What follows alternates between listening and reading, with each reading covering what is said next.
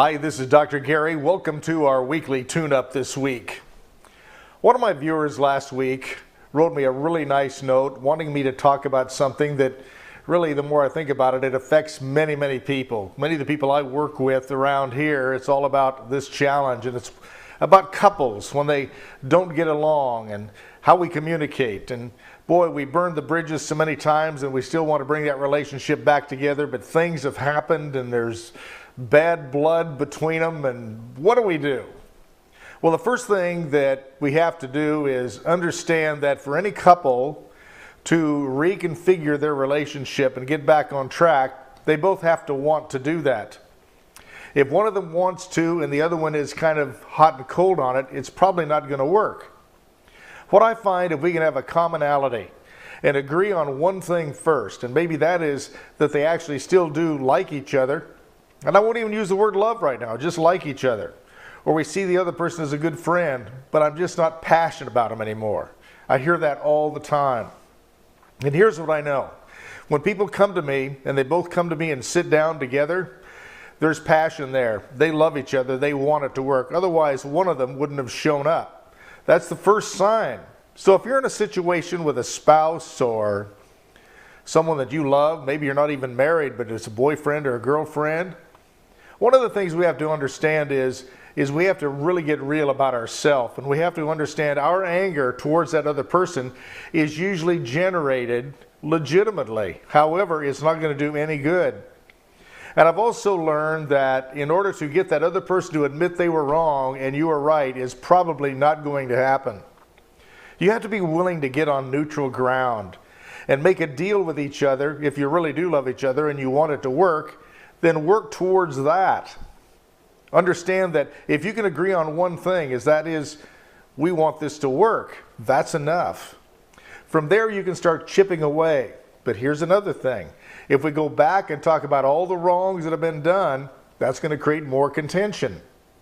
We have to be willing to forgive, which simply means what was done was not right. You're each going to not give it any more negative information and negative thought. You're going to focus on what the future can bring, and you start in the moment. The power of now, as Eckhart Tolle says. This moment right here, right now, is where we can affect these changes inside of ourselves. If you have someone you love and you're just not getting along with them, and you're concerned about it, and maybe your flame has gone out, ask yourself, how come you're still interested in this person after all, even if the flame's gone out? Many people are a little bit blue. They're a little bit depressed because maybe they're displaced and living one place, and the other person is living in another place. Would you rather be together and make it the way it used to be? That's another fault. We don't want it the way it used to be, because the way it used to be failed, because that's why you're apart today. Build on new ground today and listen to your words. Listen to the language you use. Get rid of those virus words, the why.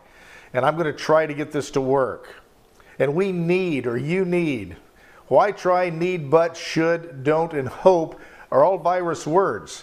If you interlace those words within language of getting someone to believe in you, trust you, and show an earnest attempt at getting back together, they're not going to believe it.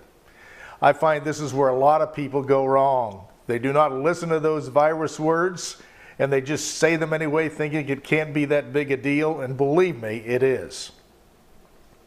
The presupposition built around bringing two people to the table, and maybe it's you and your spouse or boyfriend or girlfriend, what lies in that presupposition is you both want to resolve it.